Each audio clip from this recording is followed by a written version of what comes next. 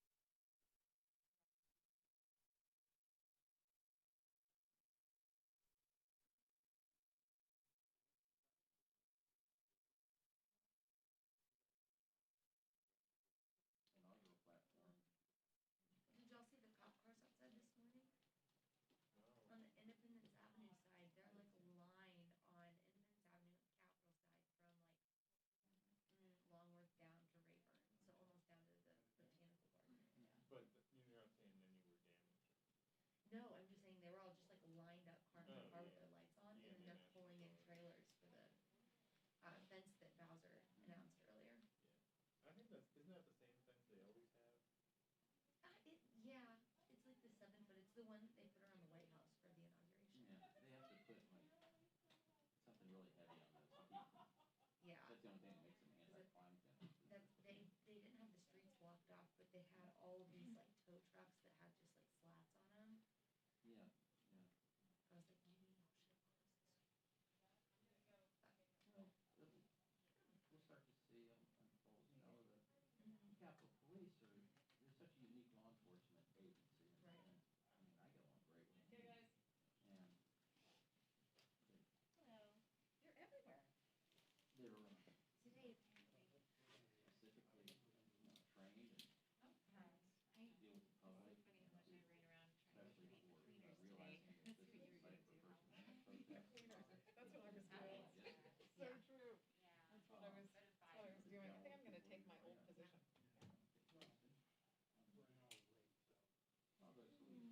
You know, one thing, I've talked to recruits out at training center before. It was something, a thing we had with a former sergeant on it. Mm-hmm. To explain, how the press is sort of part of the normal landscape here. right. If you've never met a member of the press, you wasn't behind the yellow tape. Mm-hmm. Then I started finding out that actually their policy is usually to hire, this is somebody's first law enforcement Oh, really? position, that they don't, Hi, how are you doing? All right. Good, good, good. they usually don't, they don't want to. What's your name? I'm Joseph Marcelo. What's your name? Melina Mayer from the Washington Yes. Post. I've never seen you before. I usually rotate with some of the staff. I'm in the speaker's office. Yeah, it is. Yes, ma'am. Well, 'cause that's, So I just come in that's interesting too. I was sometimes talking to a for Secret Service weekly officer earlier some other who events. has been like there for It's great to meet you. 10 years I'm now. sorry, what's your name? He was like, it's interesting. He's like, when I Okay, yeah. started, we were taking primarily like ex-military Very good. officers from the department. He was like, now we take former Been all over. former Hill staffers, like people with Oh, all okay. kinds of backgrounds. Yeah, he was like, it's Where in interesting. California? Kind of just Well, like yeah, I'm sure drawn. there's some of the. Oh, very good. My brother actually just got engaged at Big Set. Yeah. And this is a funny story. So he went and got engaged there, but didn't plan on taking any pictures or anything. But on the lawn, he installed some kids with like, not quite this level, but like a DSLR, a decent camera. Yeah. Former military, DOD. And they did. And so he has like these super high quality engagement photos from Big Sur. Yeah, yeah. Did they go to Keel Beach? Did they go to Piper Beach? I'm not sure. In the rock? I don't know if that wasn't in the picture, but like on the hike, that I saw that and that's how I recognized Big Sur. So I think there was something there. But it was good spot to do it. It's a very interesting place to have a Washington Post bureau. Yeah, hey, there could be worse places to get positioned for sure. I feel like there's not much political action there. No, my family has an old place there, so I just moved out of there. And so it just kind of works because you go out I east have a place to be. so. Yeah, and if you don't have to be in one spot, you don't have to be in one of the most beautiful places in the country. Exactly. That is going to be a benefit over these days, is that people can be kind of where they want to be. Yes, yes. If you're in that, if you have that luxury, I think it would definitely benefit a lot of people. I have a lot of friends who they don't seem too upset working at beach houses, and I have friends who rented a place in Mexico for 2 months, and so good for you. Good for you. Well, it was great to meet you as well. And thank you for Good luck in the speaker's office. Thank you.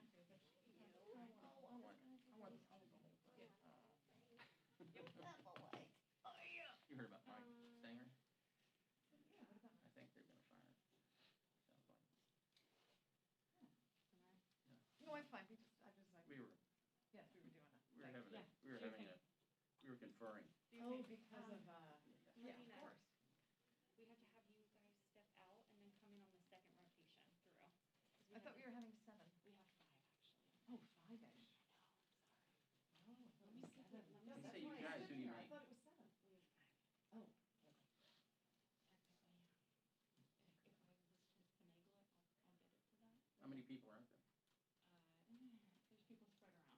We have at least maybe 10 additionals. Yeah, actually, like, people like Mark The Peterson. people are there, people are in the I other. can go out and come back in. hallway there.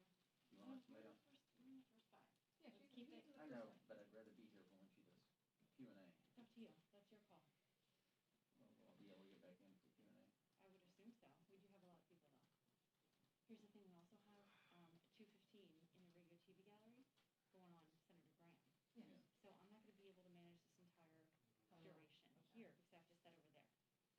that's your call So if we you need to wanna. help out a bit. Yeah, a little bit, sorry. No, that's fine. Okay, Let me see if I can get a set like that. okay, excellent. So who's here so far?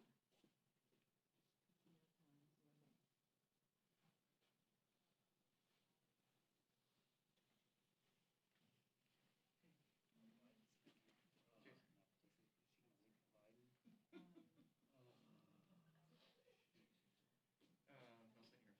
I'll send you a text. Scotty, who do we have in here? Schumer's got a 2 o'clock thing too.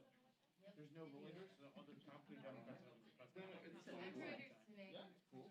I mean, it's not cool, but it's rotation. Okay, there's only 5 people can be at a time. Sure. Lawyers? Go back and forth. Okay. Sorry. No, I'm not worried. I am Okay. good. I know, it's Lawyers. always like. Is there AFP here? There you go. No AFP. No AFP. So then I'm the next person in. Yeah. I'm Okay. 6, so I'm the next person in. And I'm right after you, so there you go. Did you hear Schumer also? Schumer's in New York. Schumer, what? Schumer's in New York. Oh. Yeah, Schumer's in New York, he's not showing up here. Hey, Trish. It works for me. I thought that was the third You presser need a- happening. You need a really long leg. Yes. Here, I'm gonna go. Not paid enough for that. So Scott taking that forward, Jack. Alan? Yeah. Scott? Yeah, he's sitting there. He wanders.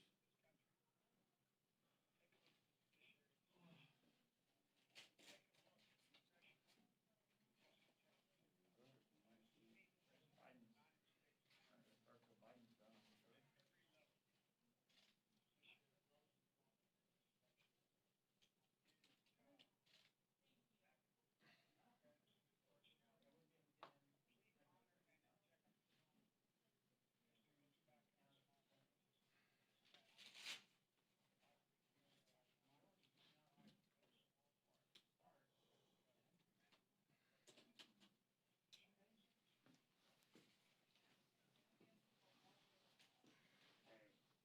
No, is he on time? Not time.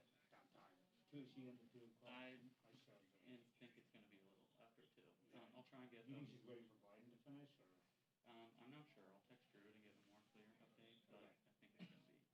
If you can give me a ballpark, that'd be okay. That sounds good.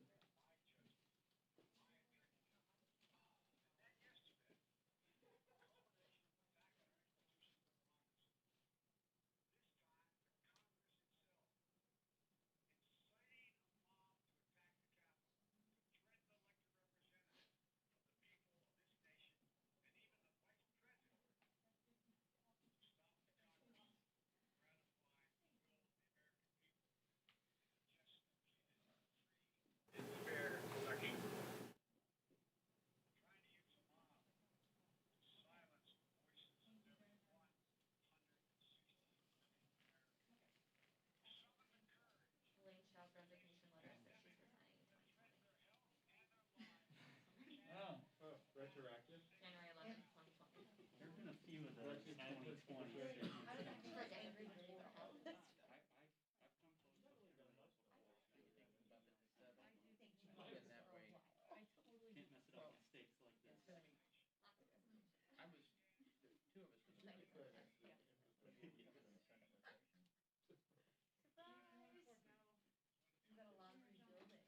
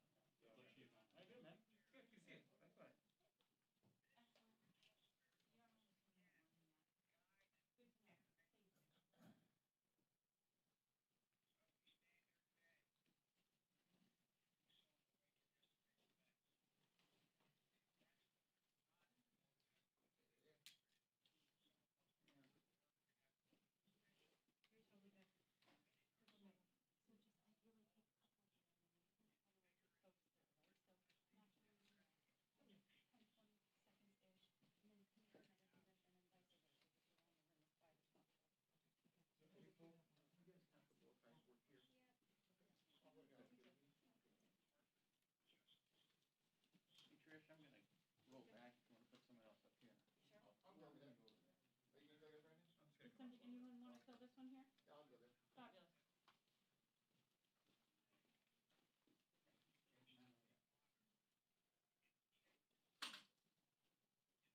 take a nap. Can you let me know when she's got? It'd be awesome if you woke up and made the press it. Yeah. They're like, I think what? she might kick me. Oh yeah, she'd be like, Gently. She could gently kick me. Or just give you the look of death that she gave Trump. The Trump stare would wake me up. she'd be I like, felt so dumb. But I mean, look, like, oh bless your this is heart. it's like always happened. Poor dear. It just looks terrible progress too on my side. Do your thing.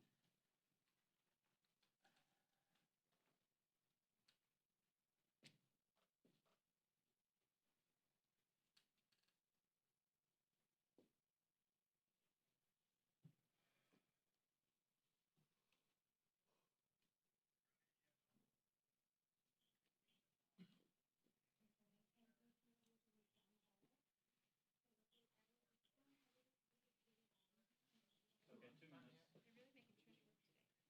Lunchtime yet? Where can we get lunch? It is actually. I'm going home after this. That's a good plan. I mean, there's not a lot happening here today. No, I already photographed every piece of broken glass.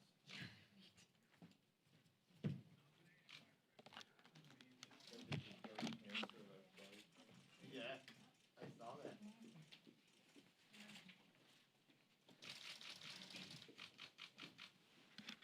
Good afternoon. I don't know if the word good is a way to describe it, but because yesterday, the President of the United States incited an armed insurrection against America. The gleeful desecration of the U.S. Capitol, which is the temple of our American democracy, and the violence targeting Congress are horrors that will forever stain our nation's history, instigated by the President of the United States. That's why it's such a stain. In calling for this seditious act, the President has committed an unspeakable assault on our nation and our people. I join the Senate Democratic leader in calling on the Vice President to remove this President by immediately invoking the 25th Amendment. If the Vice President and Cabinet do not act, the Congress may be prepared to move forward with impeachment. That is the overwhelming sentiment of my caucus. And the American people, by the way. Justice will be done to those who carried out these acts, which were acts of sedition and acts of cowardice. To those whose purpose was to deter our responsibility, you have failed. You did not divert the Congress from our solemn constitutional purpose to validate the overwhelming election of Joe Biden and Kamala Harris as President and Vice President of the United States. Despite the desecration of our Capitol, we upheld in front of the country and the world the bedrock principle that the people are sovereign and that they hold the power to choose their leaders through the ballot, rejecting this attempted coup on the part of President Trump and his supporters. Accountability is also needed for Republicans in Congress who promoted the extreme conspiracy theories that provoked the violence, encouraged the mob, and who, after desecration of the Capitol, went back to the House floor and continued to push the falsehoods and underpinned this assault that underpinned this assault on our democracy. These Republicans abdicated their oath of office that was taken just 3 days prior to protect the American people and to support and defend the Constitution of the United States. The House worked through the evening and into the morning to nearly 4 a.m. to validate the electoral count, again, proclaiming Joe Biden and Kamala Harris as the duly elected President and Vice President of the United States. I just want to say how proud I am of my members For a while now, our 4 scholars, we call them, Jamie Raskin, Zoe Lofgren, the chair of the Committee of Jurisdiction, Adam Schiff, and Jonah Goose, set forth a plan that was about the Constitution. It wasn't about Donald Trump and all the reasons he shouldn't be president. He was not part of this. It was about the Constitution and how we are a country of law. We are not a monarchy with a king, as Jamie has said over and over again. I want to also thank the members of the Arizona delegation, led by Raul Grijalva, and the Pennsylvania delegation, led by Mike Doyle, the 2 deans, for the presentations that they made to refute the ridiculous statements being made by our colleagues. For what reason, I don't know, but that wasn't about reason. So I thank them for them. And through all of this week, our swearing in on Sunday, passing our rule and preparing for Wednesday as the week began, the election of 2 Democrats in Georgia because of the overwhelming participation of people at the grassroots level. So many people. I'm so proud of our House members. Congresswoman Williams, the chair of the Georgia Democratic Party, Lucy McBath, the newly elected Carolyn Bordeaux, David Scott, Mr. Bishop, who was the dean of that delegation, and Hank Johnson. Well, they had their plan already, should they have objected to Georgia, as did Nevada, as did Michigan, as did Wisconsin. So we were prepared. Members worked hard about defending the Constitution, honoring our purpose to count and ascertain the Electoral College numbers for the presidency. So I was proud of him. And I did over and over again. We're very pleased now that we have, in 13 days, President Joe Biden, a Democratic House majority, and a Democratic Senate majority that will work to heal and restore the soul of our nation. I will close by evoking, as I did last night, the Song of St. Francis, our patron saint in San Francisco, whose Song of St. Francis is our city's anthem. Lord, make me a channel of thy peace. Where there is darkness, may we bring light. Where there is hatred, love, despair, hope. The list goes on. And so does the time for healing. Take us down a path of unity for our country. With that, I'd be pleased to take any questions.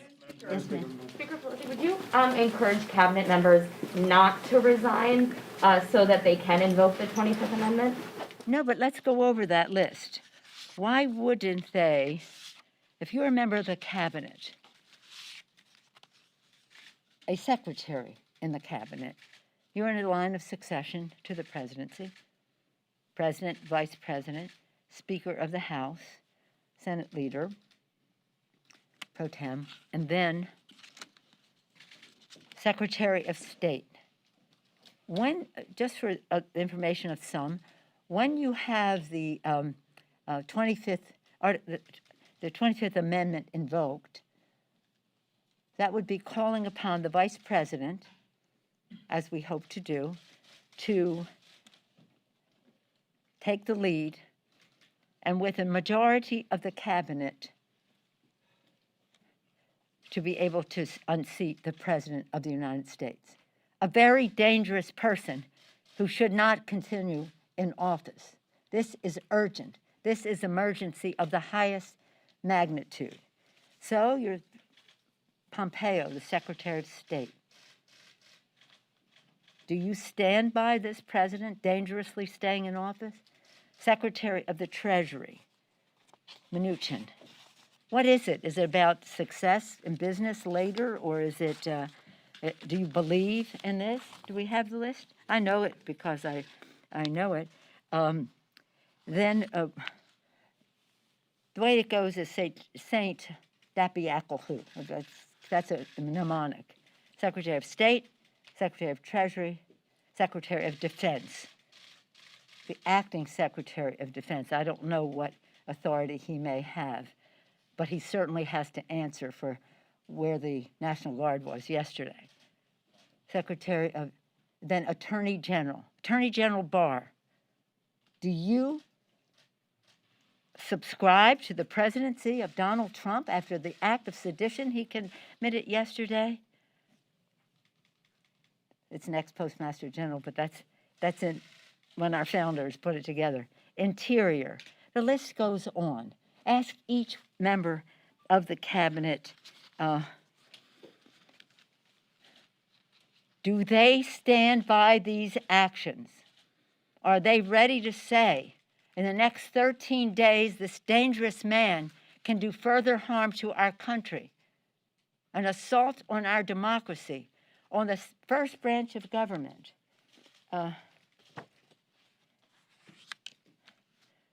Rosen, we spoke to yesterday. Why would he not? Why would he not, as the acting AG,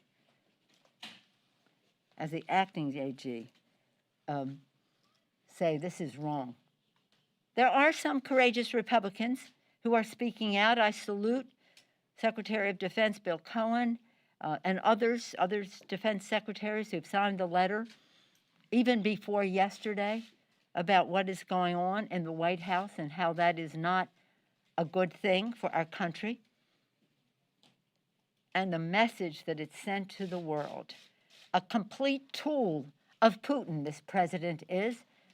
Putin's goal was to diminish the role of the view of democracy in the world. That's what he has been about. And again, his enabler has been Donald Trump for a long time. That's why I said in that photo when I'm leaving his meeting with you, Mr. President, all roads lead to Putin. Putin wants to undermine democracy. That's what he's about domestically and internationally. And the president gave him the biggest of all of his many gifts to Putin, the biggest gift yesterday. My friends, we are in a very difficult place in our country as long as Donald Trump still sits in the White House. Yes, yes, sir. You said you may be forced to pursue impeachment. Under what circumstances would you do that, and how long would you give this 25th Amendment process to play out before going down that road? Well, it's a simple matter. In terms of the Constitution, the Vice President, working with the Cabinet, more than 50% of the Cabinet, can immediately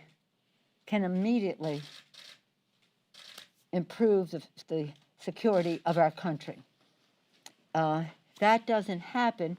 Jamie Raskin has passed legislation that enables another step in the 25th Amendment process. The 25th Amendment process is when it is determined that the president is unfit for whatever reason to be president of the United States, in case some people don't know what that is. And he clearly has indicated that over and over again. And by inciting sedition, as he did yesterday, he must be removed from office. While it's only 13 days left, any day can be a horror show for America. So the next step would be that Congress, and this can be done quickly, can establish a commission very fast of maybe former presidents, cabinet people who know something about health, the health of the president and the rest, and that group can make its recommendations to the Congress. The list goes on. Having said that, if the best route, the most immediate route would be the vice president to recognize the danger of the Donald Trump presidency and take this action. A. B, my members are very much interested, as are, my phone is exploding with impeach. The president must be held accountable again. He likes... Madam Speaker, We would be prepared to do that, but I don't have immediate plans because we haven't even been to sleep since since the folly of the Republicans deciding we should go until 4 o'clock in the morning for no purpose whatsoever except to be enablers of the president's sedition by undermining the elections. Imagine that, the President of the United States undermining the elections in our country. So in any event, we would be prepared. How long are you willing to give Pence? 24 hours, 48 hours? Just how realistic I don't is know this how timeline? quickly he might respond. We'll see. And that could be You said quick. there's great urgency. The clock is Yeah. clearly ticking. There's 13 days. That's right. How long are you willing to give the cabinet and Pence until they make a Well, I decision think before that they you will- start your own procedure? I don't think that it'll take long to get an answer from the vice president. It'll either be yes or it will be no, and we'll see. But we Today? want to make sure. Today? Do you expect an answer today? We would hope. Well, Mr. Schumer, the new majority leader of the Senate, and I have made our interest in this known. So we'll see what they come back with. But they have to answer for it. And in answering for whether they're prepared to do that, they are answering for the behavior of Donald Trump. You go straight to Yes. the floor next week? Would you I'm take sorry, us yes, straight to sir. the floor next week? Yes, sir. The security breaches here, Chuck Schumer's talking about firing the sergeant at arms over there. Are you thinking of a similar step over here? What are you going to do to address the security breaches on the Capitol?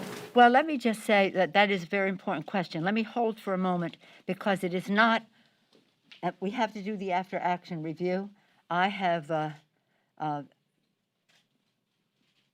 am calling for the resignation of the chief of the Capitol Police, Mr. Sund, and I have received notice from Mr. Irving that he will be submitting his resignation. Having said that, we'll have the after-action review, but it goes beyond the Capitol Police. It goes to the FBI. What was the shortcoming in their intelligence that they provided? It goes to the Department of Defense. How long did it take for them to respond or anticipate the need for the National Guard? It goes to many other elements of the executive branch, and I think we have to have the full review. But from the standpoint of, well, let me just say this, many of our Capitol Police just acted so bravely and so with such concern for the staff, for the members, for the capital of the United States. Many of them, and they deserve our gratitude. But there was a failure of leadership at the top of the Capitol Police, and I think Mr. Sund, he hasn't even called us since this happened. So I had made aware that I would be saying that we're calling for his resignation. Now, in that score, getting back to what was underestimated, that the President of the United States would not be as insightful. Perhaps somebody thought for a moment that he would be patriotic before he leaves office for just this once. So again, the fact that these people were incited, and you know what? Last night, I don't know if you heard on the floor, but some of the Republicans in their enabling of the president's bad behavior have said those were not Trumpites, they were Antifa invading the Capitol, disguised as Trumpites, right? So we have a problem here with the enabling that is going on with the Republicans in the Congress as well. And undermining the election, again, enabling the president, and if they don't recognize what yesterday was, a threshold was crossed of such magnitude that there is no way that this president should be allowed to make any decision to rouse any troops of his Trumpites what's next? What happens today? Who knows? But what we do know, that he must be contained. Any other questions? Yeah. Yes, ma'am. Mitch McConnell about this? Have you spoken to Mitch So, McConnell about yes, ma'am. impeachment? So I wanted to ask, for the inauguration, what are your plans? How are those changing, and how do you plan to keep members and people in the Capitol secure at that time? Well, I'll go back to my original point. We have 13 days more of Donald Trump to deal with, who was a danger to our country. So when we talk about the inauguration, that is a national security event. And that rises to a different level of security protection. We want every day at the Capitol to be deemed a national security event so that there's no, well, I didn't know, and blah, blah, blah. That highest level of concern, intelligence seeking, redundancy if necessary to protect. We've been working a long time on the inauguration, and just in terms of coronavirus, another shortcoming of the president, people have died because of his denial, distortion, and the rest, calling it a hoax. This man is deadly to our democracy and to our people. But to get to your point, so because of coronavirus, in our meetings on the intelligence, on the inauguration, as far as we have jurisdiction in the Congress, but then it becomes the purview of the presidential now designee, Joe Biden. But to the point that we had that, the decision was encouraged to just have a very small inauguration. I don't know what is in the public domain on it, but I'm not going to put that out there, except that it would be very small and hopefully have a celebration at some later time when we're not coronavirus centers. Now, on top of that, to see what happened yesterday, if there's any, I don't want to use the word benefit because nothing could justify, but if there's anything learned about it is that we have to be very, very careful because these people and their leader, Donald Trump, do not care about the security of people.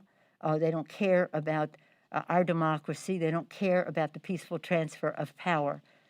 Something is very, very wrong here. Now, let me just say one more thing about what he did yesterday and relating to other national security events. People saw throughout the world something that looked like it was out of a banana republic or some other kind of a third world, where the president of the country turned on the people. And what was sad about it is, of course, as members of Congress, we sign up. We sign up for the exposure that we have. But to see in the eyes of so many of the staff people, especially the younger ones, the trauma, the fright that it was for them to be locked into rooms with terrorists banging on the doors, hiding under desks, under tables, and the rest of that. They didn't sign up for that. We didn't sign them up for that. A blessing to be interested in public service, to learn from it here, perhaps to go on into public service, but to carry that important value into whatever they do in life. But to meet with them and to see how frightened they were, how traumatized they were, because these thugs, these Trump thugs, decided that they would desecrate the Capitol with no thought of what harm they might do physically, psychologically, or in any other way. And they will be prosecuted. Justice will be done. So in terms of the inauguration, I don't know if it could be made any smaller, but I don't trust whatever the president might have in mind, because I do not trust, because I think he's a very dangerous man. So again, we'll review what our options are in terms of the 25th Amendment, review what our options are. If he wants to be unique and be doubly impeached, that's kind of up to him and his cabinet as to whether he should stay in office. Impeached, defeated, impeached, gone. And it's really a sad tragedy for our country. I say I pray for the president every day, and I do. Last night was the hardest day for me. Night, like 5 o'clock in the morning when I finally got home, as I was praying at night, you got to keep praying for me. You've got to keep praying for me. Maybe there's some hope. But we can't take that chance because people's lives are at stake as well as our democracy. That's it for now. Thank you. Madam Speaker, is the president Thank you. welcome at the Thank you. inauguration? Do you want him to come?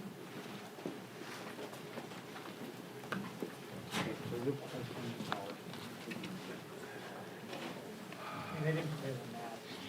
The follow-up was, are you gonna bring your members back and vote on this? And she said, I have no immediate plan. So that was the.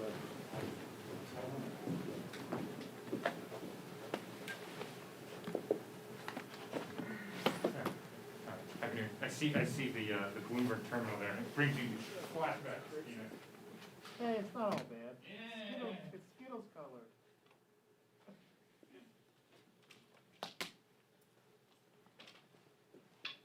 Why is McCarthy doing anything then? Because he's a chicken. Sorry. He's a nice man. The elbow surgery didn't extend to his.